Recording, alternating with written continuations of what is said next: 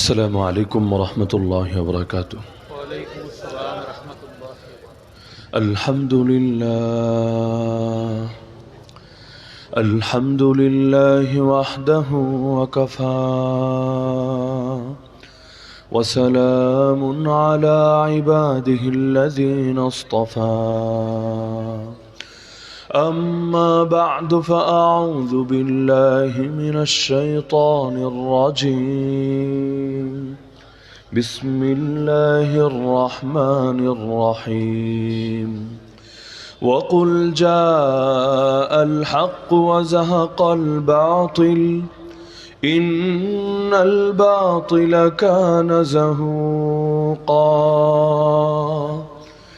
وقال النبي صلى الله تعالى عليه وسلم إن الله زوالي الأرض فرأيت مشارقها ومغاربها وإن ملك أمتي سيبلغ ما زوي لي منها آمنت بالله صدق الله العلي العظيم وبلغنا رسوله النبي الكريم. ইলাশপুর মরহুম হাজী সিদ্দিক আলী কল্যাণ ট্রাস্ট ফেঞ্চুগঞ্জ সিলেটের উদ্যোগে আয়োজিত আজকের এই বার্ষিক ইসলামী মহাসম্মেলনের সম্মানিত সভাপতি মণ্ডলী, উপস্থিত আমার শ্রোতা ওয়াজিবুল ইহতারাম হযরত উলামায়ে কেরাম, এলাকার গণ্যমান্য মুরব্বীগণ, স্থানীয় এবং দূরদূরান্ত থেকে আগত দিন দরদি কোরআন প্রেমী প্রিয় তৌহিদি জনতা এবং পর্দার আড়ালে থাকা মা বোনেরা, সকলের এশার নামাজ পড়ারও সময় চলে এসেছে। লম্বা চড়া আলোচনা করে আপনাদের বিরক্তির কারণ হব না। অতি অল্প সময়ে সিরেফ দুই একটা বার্তা আরজ করে আলোচনার ইতি টানবো ইনশাআল্লাহ। যদিও এশার নামাজে সুন্নত উক্তই মূলত রাতের 1/3 যখন হয় তখন, তবে সুন্নতের ব্যতিক্রম আমল করতে করতে ওই ব্যতিক্রমটাকে স্বাভাবিক মনে হয় আর সুন্নতটাকে অস্বাভাবিক মনে হয়। একটা রাতকে যদি 3 ভাগ করেন, 3 ভাগ করলে যেমন এখনের হিসাব করেন রাত শুরু হয় কয়টায় এবং পরবর্তীতে আবার দিন শুরু হয় কয়টায়, মাঝখানের পুরো সময়টাকে 3 দিয়ে ভাগ করবেন। ভাগ করলে 1 ভাগ যেটা হবে, প্রথম ভাগটা 1/3, 3 ভাগের 1 ভাগ, ওই টাইমটা যখন হয় তখন এশার নামাজ পড়া সুন্নত। কিন্তু আমাদের দেশে আমলটা চলে না। আগে চলতো না, এই কারণে মানুষ আগে ঘুমিয়ে যেত, বিদ্যুৎ ছিল না, রাত জেগে কি করবে, মশা কতক্ষণ মারবে, এজন্য উক্ত হওয়ার পরপরই আজান হতো, জলদি জলদি নামাজ পড়ে ঘুমিয়ে যেত। এখন তো মানুষ আগে ঘুমায় না, 12টা 1টার আগে তো খুব কম লোকই ঘুমায়। কিন্তু সুন্নতের আমলটা আর এখনো মাদ্রাসা মসজিদগুলোতে চলে আলহামদুলিল্লাহ। অধিকাংশ মাদ্রাসার মসজিদে ওই টাইমেই নামাজ পড়ে, তবে এমনি স্বাভাবিক মসজিদগুলোতে এই আমলটা হয় না অধিকাংশ ক্ষেত্রেই। আপনার তো মেশিন আছে, তো পারেন না নাকি? এই অবস্থা কেন? মেশিন ঠিক আছে, আপনাদের মেশিনে সমস্যা না, কিন্তু যাকে বসিয়ে দিয়েছেন গাড়ি চালাতে না পারলে ভালো গাড়ি দিয়ে কি হবে? তো যাই হোক, আমি অতি অল্প সময়ে মৌলিক 2-1টা বার্তা আরজ করে আলোচনা ইতি টানবো ইনশাআল্লাহ। 1 নম্বর বিষয় হলো, আমরা যারা দামি হতে চাই, সম্মানী হতে চাই, হ্যাঁ দুনিয়ার চোখে না, দুনিয়ার মানুষের চোখে না, রব্বুল আলামিনের চোখে আমরা দামি হব কি দিয়ে, দামি হব কিসের মাধ্যমে? আমিরুল মুমিনিন খলিফাতুল মুসলিমিন ওমর রাদিয়াল্লাহু তাআলা আনহু বলেন, নাহনু কওমুন আ'আজ্জানাল্লাহু বিল ইসলাম, আমরা সেই জাতি যাদেরকে আল্লাহ ইসলামের বরকতে, ইসলামের মাধ্যমে, ইসলামের ওসিলাতে সম্মানিত বানিয়েছেন। ফাইযা বিতাগাইনাল ইজ্জাতা বিগাইরিহি আযাল্লানাল্লাহ, এখন সেই ইসলাম বাদ দিয়ে ভিন্ন যে জিনিসের মাধ্যমে ইজ্জত তালাশ করি না কেন, দ্বিতীয় কোথাও ইজ্জত পাবো না, উল্টো যিনি ইজ্জত দিয়েছিলেন তিনি লাঞ্ছিত করে ছাড়বেন। আজকে এই মাঠে হাজার হাজার যত মানুষ আছেন, আমরা সবাইকে দেখতে পাচ্ছি স্পষ্টভাবে, কিন্তু গতকালও কিন্তু এই মাঠে দাঁড়ালে এভাবে স্পষ্ট দেখা যেত না, আগামীকালও হয়তো যাবে না। আজকে যাচ্ছে কেন? আপনাদের কারো গায়ে বাতি লাগানো আছে বিষয়টা এমনও না, কিন্তু যেখানে যেখানে বাতি লাগানো হয়েছে আপনারা তার কাছে চলে এসেছেন, বাতির আলোয় আপনারাও আলোকিত হয়ে গেছেন। তাহলে আমরা যদি আলোকিত আলোকিত হতে চাই, মাধ্যম একটাই, যেখানে আলো আছে এর ধারে যেতে হবে, আলোকে ধারণ করতে হবে। তাহলে আমরাও ধীরে ধীরে যাব আলোকিত হয়ে। আলোর নামই আল্লাহর দিন, আলোর নামই ইসলাম, আলোর নামই কোরআন, আলোর নামই দিন, আলোর নামই শরিয়াত, আলোর নামই সুন্নত। সুতরাং যারাই আলোকে ধারণ করবে একমাত্র তারাই আলোকিত হবে। আর যারা ইসলাম বাদ দিয়ে জাহেলিয়াত ধারণ করবে, ঈমান বাদ দিয়ে কুফর ধারণ করবে, তাওহীদ বাদ দিয়ে শিরক ধারণ করবে, কোশ্চিনকালেও তারা পারবে না আলোকিত হতে। কারণ এক অন্ধকারের সাথে আরেক অন্ধকার মিলালে আলো জ্বলে না, উল্টো অন্ধকারের মাত্রা আরো যায় বেড়ে। যুলুমাতুম বাদুহা ফাওকা বাদ। সুতরাং সংস্কার যত সংস্কার হোক দুনিয়ার বুকে, যদি সংস্কার আলোর মাধ্যমে না হয়, বরং এক অন্ধকারের মাধ্যমে আরেক অন্ধকারে সংস্কার হয়, কোশ্চিনকালেও এর দ্বারা না মানবতার উপকার হয়, না বিশ্বে কোনো পরিবর্তন হয়। তাহলে আলোকিত হতে চাইলে মাধ্যম একটাই, ইসলামকে আঁকড়ে ধরে রাখতে হবে। দ্বীনের জন্য যার অবদান হবে যত বেশি, আল্লাহর কাছে তার মর্যাদাও হবে তত বেশি। আর দ্বীনের জন্য যার অবদান হবে যত কম, আল্লাহর কাছেও তার মান এবং তার মর্যাদা তত কম। সাহাবীগণ প্রতিযোগিতা করতেন দ্বীনের জন্য কার চাইতে কে বেশি অবদান রাখবেন। আরে দুধের বাচ্চা পর্যন্ত নিয়ে হাজির হয়ে যায় রাসূলের কাছে, ইয়া রাসূলুল্লাহ, আমার কোলের বাচ্চাটাকেও নিয়ে যান না আপনাদের সাথে। আরে কোলের বাচ্চা নিয়ে গিয়ে কি হবে, এটা তো যুদ্ধ, এটা ছেলে খেলা না। স্পষ্ট বলছে, ইয়া রাসূলুল্লাহ, সবই তো বুঝি, কিন্তু কি করব বলেন, দ্বীনের জন্য আমিও তো কিছু অবদান রাখতে চাই, আমারও তো দিল চাই, আল্লাহর দ্বীনের জন্য আমারও কিছু কোরবানি থাকুক, আমারও কিছু অংশগ্রহণ থাকুক। কিন্তু যারা বড় ছিল আগেই পাঠিয়েছি, একজনও ফিরে আসে নাই, ময়দানে শহীদ হয়েছে, তাদের লাশ সেখান থেকে উঠিয়ে আনা হয়েছে। কিন্তু আমিও তো নারী, আমিও তো যেতে চাইলে আমাকে অনুমতি দেবেন না, কি করব, দিল তো মানে না। সুতরাং যা ছিল তাই এনে হাজির হলাম। এই বাচ্চাটাকে নিয়ে যান না, যদিও বুঝি আমার বাচ্চা যুদ্ধ করতে পারবে না, লড়াই করতে পারবে না, কিন্তু এতটুকু তো অন্তত পারবে। জালেম যখন আপনার বুকে তীর মারবে, বর্ষা মারবে, আপনার কোন সাহাবীর কোলে দিয়ে রাখবেন আগেই বাচ্চাটাকে। জালেম আপনাকে আঘাত করলে আমার বাচ্চাটাকে ঢালের মতো করে আপনার বুকের সামনে পেতে ধরবে। জালেমের তীর এসে, বর্ষা এসে আমার বাচ্চার বুকটাকে ফোরফোর করে দিয়ে যাবে। কিন্তু আমার দুধের বাচ্চার বদৌলতেও, তার প্রাণের কোরবানির বদৌলতেও আপনার প্রাণ তো সুরক্ষিত থাকবে। কিয়ামতের দিন আল্লাহকে গর্ব করে বলতে পারবো, আয় আল্লাহ, আমি শহীদের মা, আমার সন্তান তার জান কোরবান করেছে তোমার নবীর হেফাজতের জন্য। নাবালেগ পর্যন্ত চলে আসে, ইয়া রাসূলুল্লাহ, আমাকেও একটা সুযোগ দিতে হবে। যাচ্ছেন ময়দানে, আমাকে রেখে যেতে পারবেন না, আমাকেও সাথে নিয়ে যেতে হবে। আল্লাহ রাসূল বলছেন, তোমার বয়স হোক, প্রাপ্ত বয়স্ক হও, এরপর তোমার বলতে হবে না, আমরাই তোমাকে সাথে নিয়ে যাব ইনশাআল্লাহ, তোমার রিকোয়েস্ট লাগবে না, আমরাই তোমাকে নিয়ে যাব ইনশাআল্লাহ। অবশেষে মাইক উঠলে তো আওয়াজ টানে, ওঠায় কি করবেন, আওয়াজ তো টানতেছে।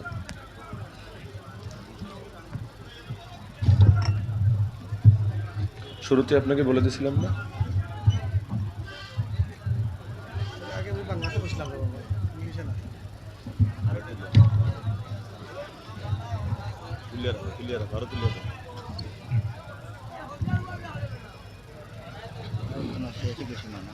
আওয়াজ টানে কেন? ঠান্ডাতেই আমার আওয়াজ টানতে না, আওয়াজগুলো আমি বন্ধ করে দিচ্ছি। আপনি বিবাদ করছেন, আওয়াজ বন্ধ করে দিচ্ছেন। আপনার কথা লাগে মানতে আমার একটা আমাকে তখন দেখো তো আপনি হেলো বলে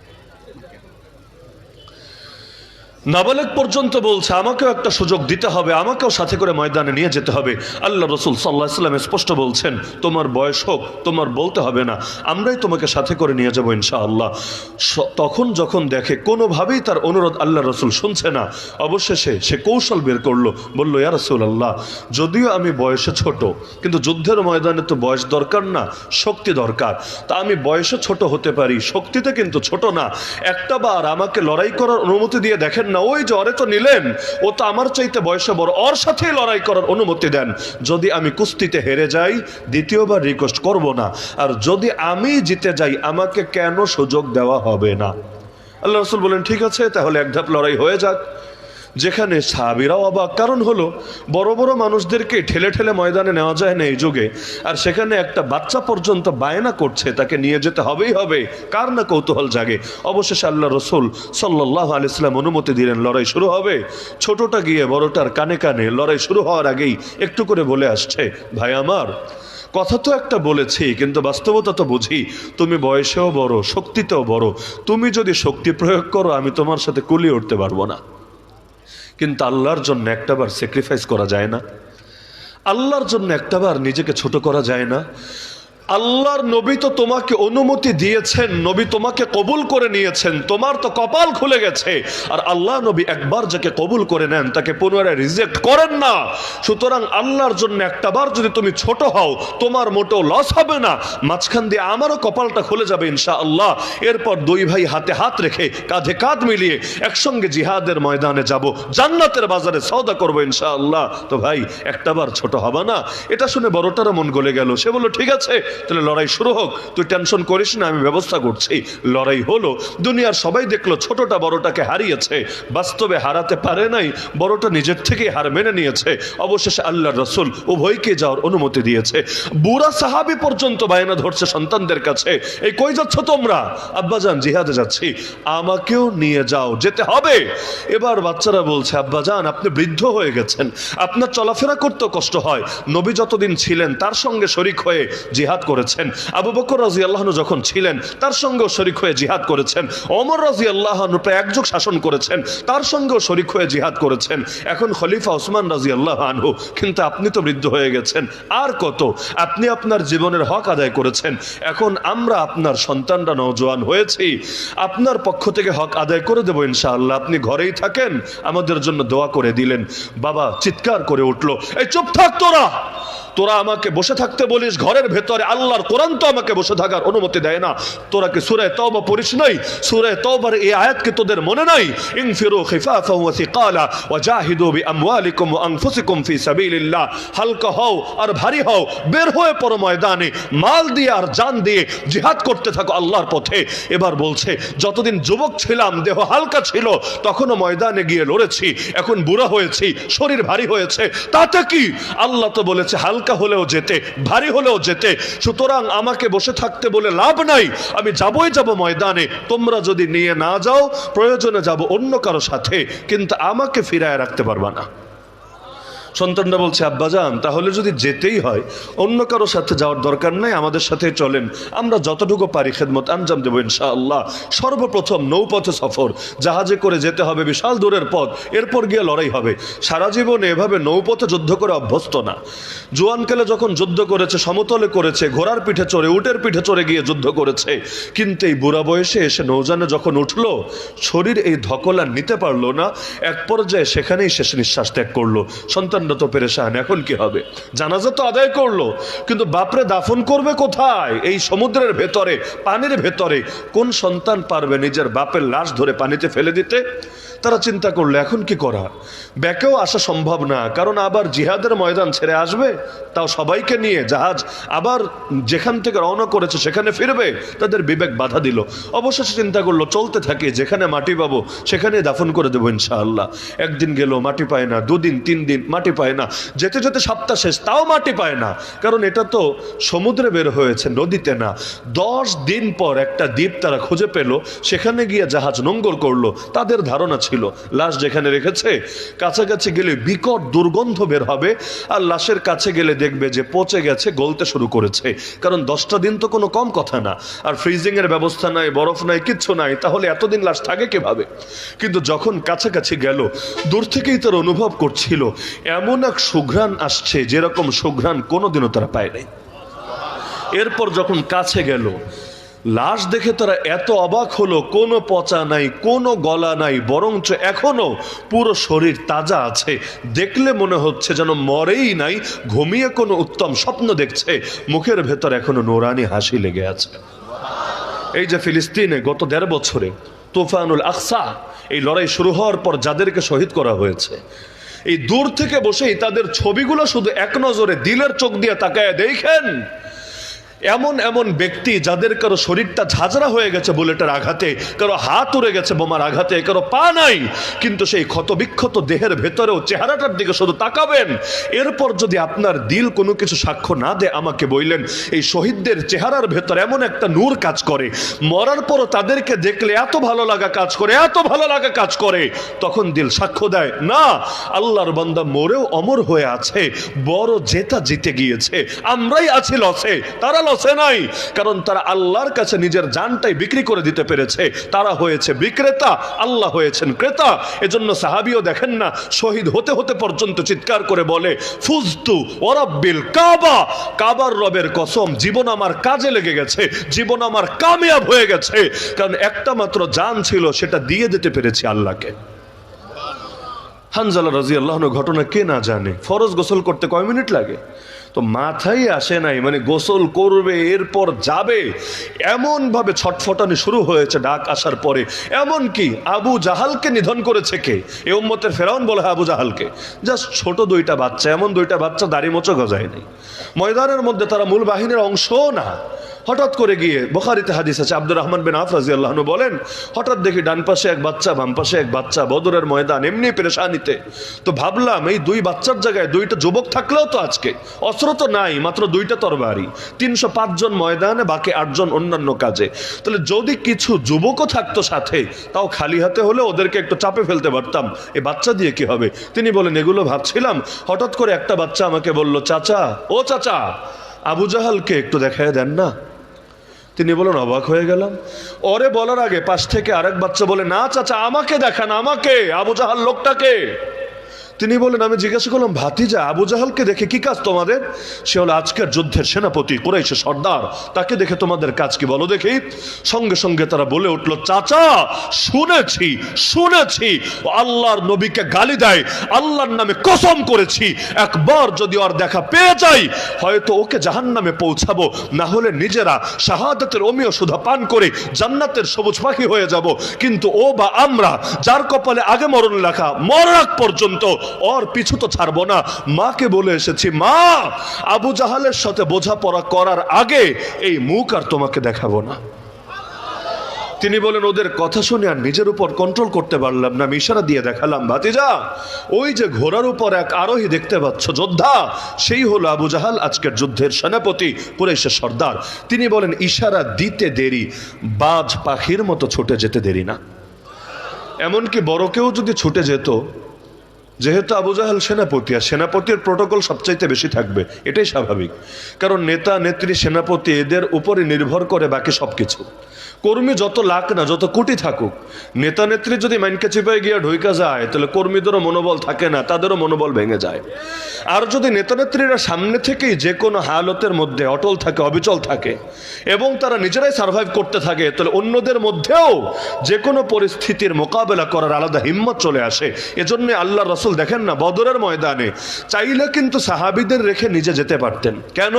কারণ বদরের ময়দান তো অনেকটা বলতে গেলে মরা নিশ্চিত এমন ময়দান, কারণ যে বিজয় আল্লাহ দিয়েছেন পুরোই গায়বী বিজয়, পুরোই গায়বী বিজয়। কোরআনে সূরা আনফালে আল্লাহ নিজে বলেছেন, ফালাম তাকতুলুহুম ওয়ালাকিন্নাল্লাহ কাতালাহুম, তোমরা একটা কাফেরকেও মারো নাই বদরের ময়দানে, একটা কেউ না, মেরেছেন আল্লাহ নিজে।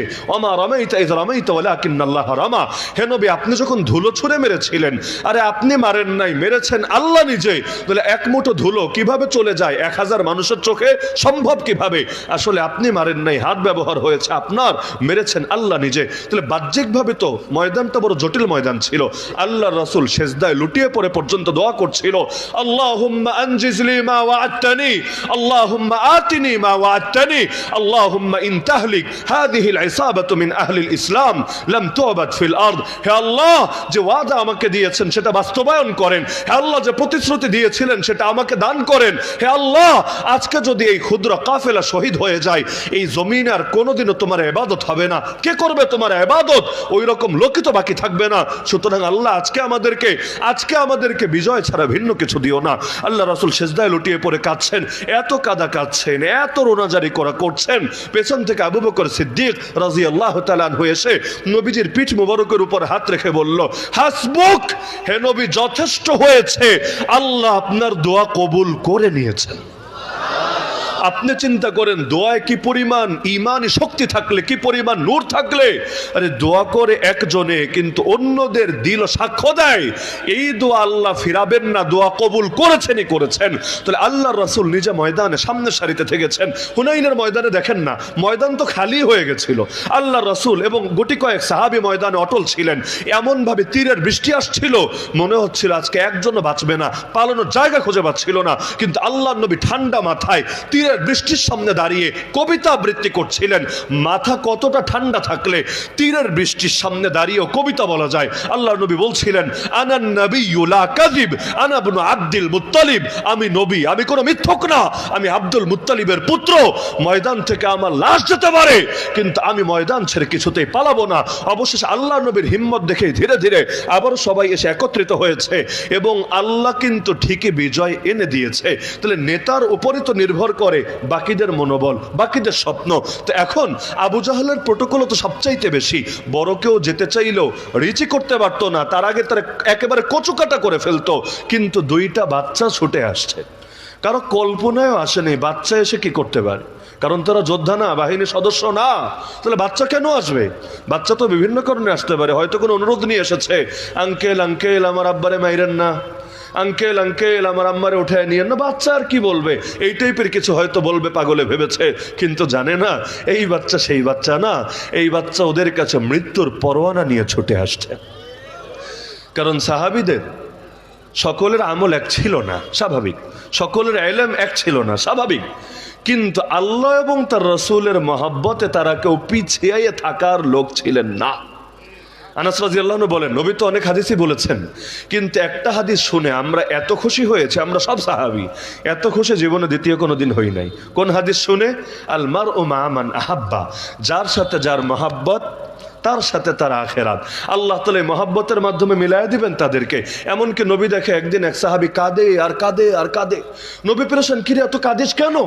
সেই সাহাবী বলে, ইয়া রাসূলুল্লাহ, দুনিয়াতে সামান্য সময় আপনাকে না দেখলে নিজেকে ঠিক রাখতে পারি না, ভেতরে ছটফট লাগে, অস্থির লাগে। আরে কিছু হয়ে গেল কিনা আমার নবীর, আমার নবী কোথায় আছে, কিভাবে আছে, কষ্ট লাগতে থাকে। তো সেখানে এমনকি এই কষ্ট এত গভীর আপনি ভাবতে পারবেন না। আল্লাহ নবী নিজে বলে, আরে যদি এই ভয় না থাকতো, এই ভয় না থাকতো যে আমার অনেক সাহাবীর আর্থিক সামর্থ্য নাই, সবাই সব যুদ্ধে যেতে পারবে না, কিন্তু আমি যদি প্রতিটাতে যাই অনেকে হয়তো বেঁচেই থাকতে পারবে না, এই কষ্টে এই দুঃখে হয়তো স্ট্রোক করবে, হয়তো হার্ট অ্যাটাক করবে।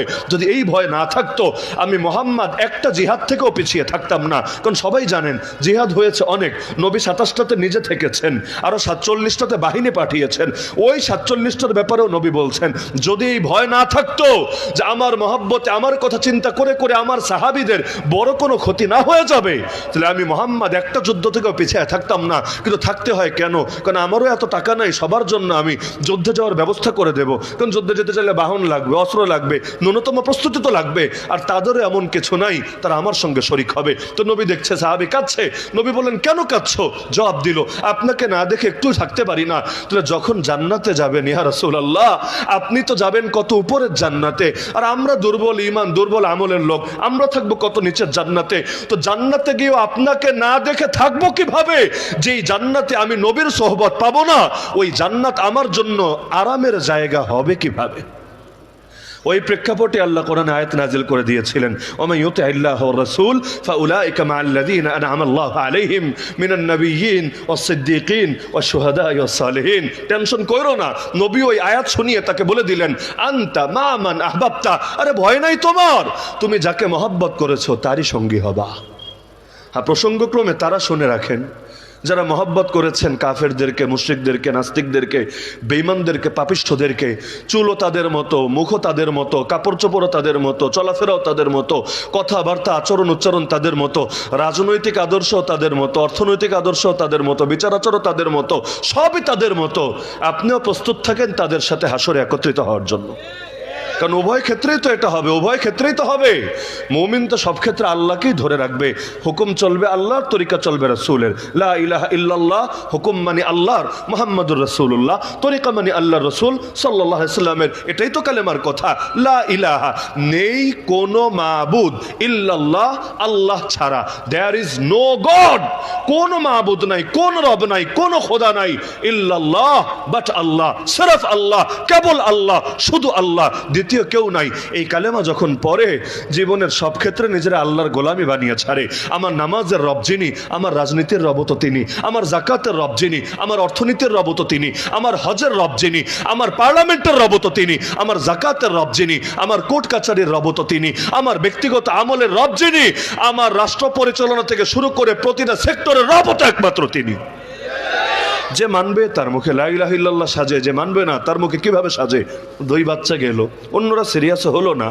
এখন গিয়ে দেখে আবু জাহাল তো অনেক উপরে, কারণ অ্যারাবিয়ান হর্স বাংলাদেশের কাঙ্গাল ঘোড়া না। অ্যারাবিয়ান হর্স তো এত উঁচু, আপনাদের অনেকের মাথায় ওর পিঠ পর্যন্ত হবে না, মানে আপনার মাথার চাইতে ওইটার পিঠ উঁচু, আর এরা তো বাচ্চা ছোট মানুষ। তাহলে আবু জাহাল তো সেই ঘোড়ারও পিঠে, নাগাল পাবে কিভাবে? আর পায়েটায় মারলে তো আর কাজ হবে না, আবু জাহাল তো মরবে না। আবু জাহালকে তো মারার জন্য তারা এসেছে, এখন আবু জাহাল তো ধরা ছোঁয়ার বাইরে। এখন কি হবে? হাতেও তো সময় নাই, কারণ হলো অন্যরা কিন্তু টের পেলে কচুকাটা করে ফেলবে। ওরা কিছু বুঝে ওঠার আগে একজন গিয়ে ঘোড়ার পায়ে কোপ মেরে দিল। পায়ে যখন কোপ মারলো, ঘোড়ার পা কেটে আলাদা হয়ে গেল। ঘোড়া লাফ দিতে গিয়ে আর ব্যালেন্স করতে পারলো না, ঘোড়া ঠাস করে জমিনে পড়ে গেল। আবু জাহাল বসা ছিল উপরে, ও ছিটকে গিয়ে পড়লো। আর একজন লাফ দিয়ে বুকের উপর চড়ে খাট যা করার তা করে দিল। এখন অন্যরা কি আর ছেড়ে দিবে ওদেরকে? বাচ্চা হোক আর বড় হোক, বাচ্চাদের পেছনেও বুড়ারা লাগতে পারে। কখন? যদি গদির প্রশ্ন ওঠে। গদির প্রশ্ন উঠলে নিজের হাঁটুর বয়সী বাচ্চা পোলাপান, নিজের নাতি বা নাতির চাইতেও ছোট পোলাপান, এদের বিরুদ্ধেও মানুষ লাগতে পারে, কারণ গদির লোভ বড় কঠিন লোভ, এই ক্ষেত্রে কোনো ছাড়াছাড়ি চলে না। তো এখন যখন ওই ক্ষেত্রে এই কাহিনীটা হলো, অন্যরাও তো দেখলো চোখের সামনে নেতা শেষ। যদিও চূড়ান্ত মরে নাই, মরার কাছাকাছি গিয়েছে, মানে সেমিফাইনাল পর্যন্ত পৌঁছেছে, ফাইনাল স্টেপটা শুধু বাকি আছে। ওই ফাইনাল স্টেপ আবার সম্পন্ন করেছিলেন এই মুআজ আর মুআওয়াজ না, বরং আরেক সাহাবী, এই উম্মতের অন্যতম শ্রেষ্ঠ মুফতি ফকিহ, যার নাম আব্দুল্লাহ বিন মাসউদ রাদিয়াল্লাহু তাআলা আন। তিনি গিয়ে আবু জাহালের কল্লা কেটে এনে নবীর সামনে হাদিয়া দিয়েছিলেন, ইয়া রাসূলুল্লাহ এই যে নিয়ে এসেছি। যদিও কল্লা কাটতে গিয়ে একটু ঝামেলায় পড়ে গিয়েছিলেন, কারণ কল্লা কাটতে গিয়েছেন, বুকের উপর চড়ে বসেছেন। আবু জাহাল বলে, শোন শোন শোন, কল্লা কাটবি কাট, কিন্তু উপর দিয়া কাটিস না রে, নিচ দিয়া কাট। তিনি টেনশনে পড়ে গেলেন, এটা আবার কি বলে? উপর দিয়া কাটলেও মরবে, নিচ দিয়া কাটলেও মরবে, মাঝখান দিয়া কাটলেও মরবে, তো নিচ দিয়া কাটতে বলে কেন? আবু জাহাল বলে, কিচ্ছু বোঝো না, নিচ দিয়া কাটলে কল্লাটা বড় দেখা যাবে। সবগুলো কল্লা যখন একসাথে রাখা হবে, দূর থেকে নজরে আসবে, ওই দেখা যায় কল্লা, ওই আমাদের নেতার কল্লা, আলাদা একটা ভাব থাকবে, শরীরের মধ্যে একটা কারেন্ট চলে আসবে। তাহলে মরার পরেও যাতে আমার ভাব থাকে, এই জন্য কল্লা কাটার সময়ও কাইটো তোমরা নিচ দিয়ে। কি আজীব অহংকার মানুষের, অহংকারের কোনো শেষ নাই। মরবে তো মরবে, কিন্তু মরার সময় কল্লাটা নিচ দিয়ে কাটার এক আজীব স্বপ্ন দেখতে দেখতে মরে। তো এখন দেখা গেল ওই যে বাচ্চা আবু জাহালকে শেষ করলো, এবার অন্যরা তাদের সাথে যুদ্ধ লাগিয়ে দিল, তারাও লড়াই চালিয়ে যাচ্ছে বিড়ার মতো করে। আরে বাচ্চা মানুষ, তাও কোনো থেমে থাকার নাম নাই, লড়াই চালিয়ে যাচ্ছে এই বড়দের বিরুদ্ধে। হঠাৎ করে একজনের একটা কোপ লেগে গেল হাতের মধ্যে, এমনভাবে কোপ লাগলো হাতের হাড্ডিও কেটে গেছে, কিন্তু পুরো হাতটা 2 টুকরা হয়ে জমিনে গড়িয়ে পড়ে নাই, চামড়া আর গোশতের সাথে সামান্যভাবে ঝুলে আছে। পুরো হাত কাটা শেষ, অল্প একটুর সাথে ঝুলে আছে, হাতটা পরেও না। এখন আল্লাহর বান্দার তো লড়াই করতেও ঝামেলা হচ্ছে, কারণ এক হাত দিয়ে লড়াই চালাতে হচ্ছে। লড়াই না চালালে তো হাত গেছে, এবার কল্লাও যাবে, লড়াই তো করতেই হবে। কিন্তু এখন হাতটার জন্য বড় ঝামেলা হচ্ছে।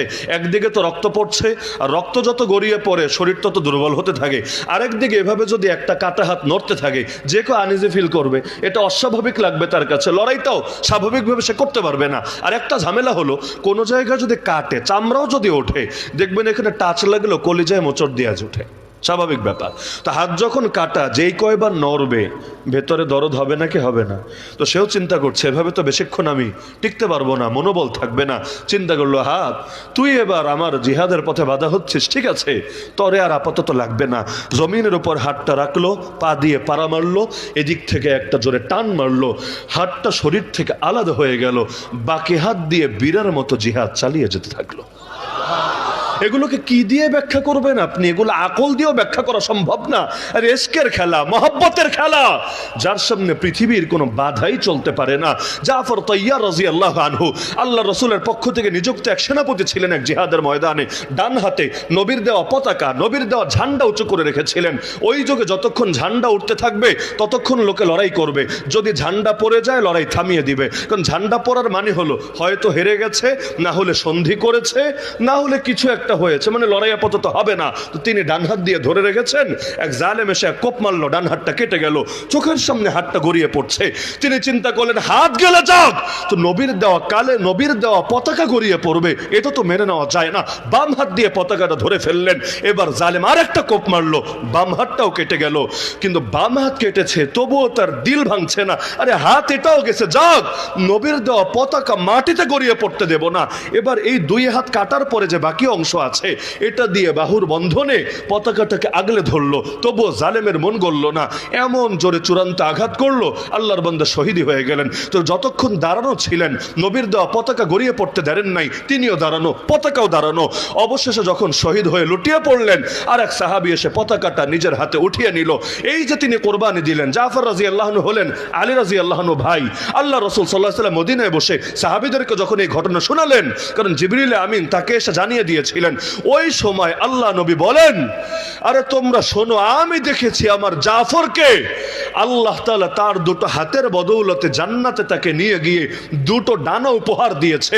আমি দেখেছি ইয়াতিরু বিজানাহিহি ফিল জান্নাহ, সে তার দুটো ডানা মেলে মেলে এবার জান্নাতে উড়ে বেড়াচ্ছে। কারণ সে আল্লাহর জন্য দুটো হাত দিয়েছে, আল্লাহ তাকে ডানা দিয়েছে।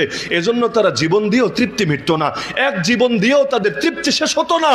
ওই সাহাবী, তাকে ফেলা হবে ড্যাগের ভেতর, এমন ড্যাগ যেখানে তেলগুলো টকবক করে ফুটছে। কিছুক্ষণ আগে তার দুই সাথীকে ফেলা হয়েছে, একজনও ফিরে আসে নাই, জায়গায় শহীদ হয়ে গেছে। এবার তার পালা, তিনিও জানেন ফেললে পরিণতি কি হতে পারে। খ্রিস্টান বাদশা এবার তাকিয়ে দেখছে, ওই সাহাবীর চোখ গড়িয়ে গড়িয়ে গড়িয়ে পানি পড়ছে, মানে তিনি কাঁদছেন। সেই খ্রিস্টান বাদশা বলছে, কি রে এখন কাঁদিস কেন? এত মারলাম তাও খ্রিস্টান হলি না, এত লোভ দেখালাম তাও তুই ধর্ম পাল্টালি না, এখন কাঁদিস কেন? মৃত্যুর ভয়ে? চোখের সামনে মৃত্যুকে দেখে ভয় লাগছে? ঠিক আছে, বাদ দে, এখনো সময় আছে, মোহাম্মদকে ভুলে যা, খ্রিস্টান হয়ে যা। আমি তোরে মারবো না, কারণ তোর মতো যোগ্য সেনাপতি আমার দলে চলে আসলে আমার বাহিনী শক্তিশালী হবে, আমার অনেক লাভ হবে। সেই সাহাবী চিৎকার করে উঠলেন, এই চুপ থাক জালেম, তুই কি ভেবেছিস আমি মৃত্যুর ভয়ে কাঁদছি? আল্লাহর কসম, আল্লাহর কসম, মুসলমান মৃত্যুর ভয়ে কাঁদে না। আমি তো কাঁদছি আফসোসের কারণে, একটা মাত্র প্রাণ কোরবান করতে পারছি আল্লাহর পথে। এত সামান্য পুঁজি নিয়ে হাসরের ময়দানে আল্লাহর সামনে দাঁড়াবো কোন মুখে? আমার গায়ে যেই পরিমাণ পশম আছে, এই পরিমাণ প্রাণ যদি থাকতো আর প্রতিটা প্রাণ আল্লাহর রাস্তায় কোরবান করে দিতে পারতাম, তাহলে না কিয়ামতের দিন বড়সড় পুঁজি নিয়ে দাঁড়াতে পারতাম। এখন এত সামান্য পুঁজি নিয়ে যাচ্ছি, আল্লাহ কি আমাকে মাফ করবে? আল্লাহ কি এটা কবুল করবে? আল্লাহ কি আমাকে জান্নাত দেবে? এই ভয়ে, এই আফসোসে, এই আশঙ্কায় আমার চোখ থেকে পানি গড়িয়ে পড়ছে। না হলে ভাবিস না, মুসলমান মৃত্যুর ভয়ে কাঁদে, তো এক জীবন দিয়েও তাদের তৃপ্তি হয় না, আফসোস করে আরো জীবন যদি দিতে পারতো। এমনকি শাহাদাত তো সেই মধু, আল্লাহ নবী পর্যন্ত একবার পান করতে চান না, বারবার পান করতে চান। সহিহ মুসলিমে হাদিস আছে, আল্লাহ রাসূল বলেন, লা ওয়াদিতু আন আগজুয়া ফি সাবিলিল্লাহি ফাউকতাল থুম্মা আগজুয়া ফাউকতাল থুম্মা আগজুয়া ফাউকতাল। আল্লাহ রাসূল বলেন, আমার বড় ইচ্ছা হয় আমি আল্লাহর রাস্তায় যুদ্ধ করতে থাকবো, অবশেষে শহীদ হব, আবার যুদ্ধ করতে থাকবো, আবার শহীদ হব, আবার যুদ্ধ করতে থাকবো, আবার শহীদ হব। এই হাদিস বিভিন্ন সনদে আছে, বিভিন্ন বর্ণনায়। এর মধ্যে এখানে আকজুয়া মানে জিহাদের কথাটা স্পষ্ট আছে, যে জিহাদ করতে করতে জান দিব, আবার হায়াত পেয়ে আবার জিহাদ করতে করতে জান দিব, আবার হায়াত পেয়ে আবার জিহাদ করতে করতে জান দিব। এমনকি বুখারীতে আছে, ওমর রাদিয়াল্লাহু আনহু নিয়মিত দোয়া করতেন, আল্লাহুম্মা রযুকনি শাহাদাতান ফি সাবিলিক, যেটাকে আপনারা অনেকে বদদোয়া মনে করবেন, তিনি করতেন দোয়া, আপনার কাছে মনে হবে বদদোয়া। ওমর বলতেন, হে আল্লাহ, আপনার রাস্তায় আমাকে শহীদি মরণ দান করেন। আমিও যদি হাত তুলে বলি না, আল্লাহ আমাদের সবাইকে শহীদি মরণ দান করেন, দেখবেন আমিনের ভলিউম কমে গেছে। আগের বাক্য আর পরের বাক্যর চাইতে আমিনের ভলিউম কমে গেছে। এরা চিন্তা করবে, হুজুরকে আনলাম একটু ভালো দোয়া দেওয়ার জন্য, হুজুর দেখে আমাদের বদদোয়া দিয়ে চলে যাচ্ছে। এই দোয়াই করে না পাবলিক ভয়ে। শাহাদাতের দোয়া জীবনে কয়দিন করেছেন? রাসূল যদি করতে পারে, ওমর যদি করতে পারে, আপনি কেন করেন না? এটাই তো জবাব দিবে। আরে শহীদ হলে কষ্ট তো আমার হবে, আপনার হবে? ওয়াজ করা সোজা, ব্যথা যখন হবে সেখানে তো এসে ভাগ বসাবেন না। সুতরাং আমরা এমন কিছু করতে রাজি না যাতে আমাদের ব্যথা হবে, বেদনা হবে। অথচ শহীদ জান্নাতে গিয়েও দুনিয়ায় ফিরে আসতে চাইবে, জানেন না সবাই? আর কেউ ফিরতে চাইবে না, দ্বিতীয় কেউ না। কিন্তু শহীদ বলবে আল্লাহ বেশি না, অন্তত 10টা বার ফিরায় দাও না। কেন? শাহাদাতের মধু আবারও পান করবে বলে। যেই জান্নাতে রবের দিদার আছে, যেই জান্নাতে আমার নবীর সোহবত আছে, যেই জান্নাতে হুর আছে, গেলমান আছে, মদের নহর, রেশমের পোশাক সব আছে, ওই জান্নাত পর্যন্ত ছেড়ে আসতে চাইবে আর একবার শাহাদাতের মধুপান করবে বলে। তো জান্নাতে গিয়েও লোভ ছাড়তে পারলো না, আর আমি আপনি দুনিয়ায় বসেও লোভ আনতে পারলাম না।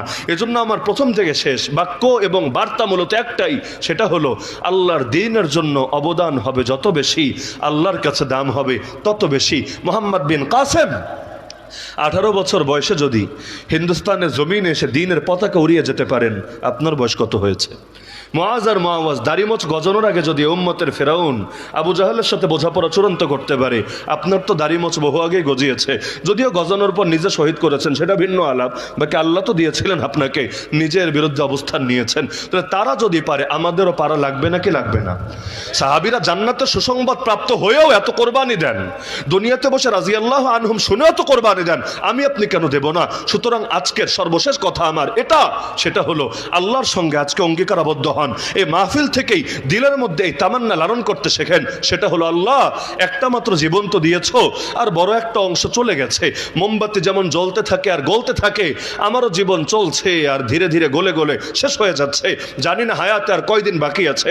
আল্লাহ যেই কয়দিনই থাক না কেন, আমাকেও তোমার দ্বীনের জন্য একটু অবদান রাখার তৌফিক দিও। কারণ ইসলাম তো বিজয়ী হবেই হবে, আমাকে নিয়ে হোক আর আমাকে ছাড়া হোক। কিন্তু আমি কিভাবে বিজয়ী হব ইসলাম ছাড়া? আমি এগোতে চাইলে ইসলামের সাথেই তো এগোতে হবে। ইসলামের যত কাছে আসবো, আমিও তো তত যাবো এর আলোয় আলোকিত হয়ে। সুতরাং আল্লাহ, যতদিন এই দেহে প্রাণ আছে, প্রাণে স্পন্দন আছে, ধমনীতে রক্ত প্রবাহিত আছে, হকের পক্ষে বাতিলের বিপক্ষে তোমার তৌফিকে আমার আমরণ লড়াই সংগ্রাম আর জিহাদ চলবেই চলবে, চলবেই চলবে, চলবেই চলবে।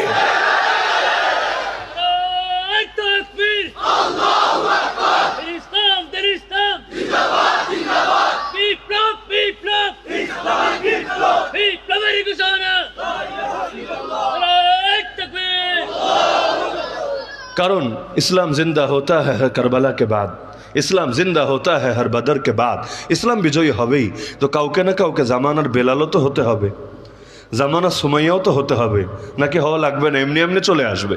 তাহলে আমরা জামানার খালেদ বিন ওয়ালিদও হতে রাজি, জামানার বেলালে হাবশিও হতে রাজি, আমরা জামানার ওমর ইবনুল খাত্তাব এবং আমির হামজাও হতে রাজি, আমরা জামানার হুসাইনও হতে রাজি। দ্বীনের জন্য লড়াই করতেও রাজি, দ্বীনের জন্য রক্ত ঝরাতেও রাজি। তয়েফ আমাদের সামনে, বদরে আমাদের সামনে, সবই আছে আমাদের সামনে। সুতরাং বাতিলের হাতে এই কল্লা কাটা যেতে পারে। তো যতদিন বেঁচে আছি কল্লা নত হবে না আল্লাহ ছাড়া দ্বিতীয় কারো সামনে। এই একটা চেতনা যদি দিলে ঢোকাতে পারেন, দুদিন আগে না হলেও দুদিন পরে পরিবর্তন আসবেই আসবে ইনশাআল্লাহ। শাইখুল হাদিস আল্লামা আজিজুল হক রহমতুল্লাহ আলাইহি বলতেন, ইসলাম নামক বৃক্ষের গোড়ায় পানি নয়, বরং রক্ত ঢালতে হয়। আর যেই জমিনে শহীদের রক্ত ঝরে, সেই জমিনে ইসলামের ফুল ফোটেই ফোটে। তা আমরা উভয় হালতের জন্য প্রস্তুত আলহামদুলিল্লাহ। শাহাদাত হ্যায় मतलूब मकसूद मोमिन, ना माल गनीमत न किश्वर कुशाई, फना फिल्लाह की तह में बका का राज मुजमर है। जिसे मरना नहीं आता, जिसे मरना नहीं आता, उसे जीना नहीं आता। वमा अलैना इल्ला अल बलागुल मुबीन। व आखिर दावाना अनिल हम्दुलिल्लाहि रब्बिल आलमीन। अस्सलामु अलैकुम व रहमतुल्लाहि व बरकातुहू।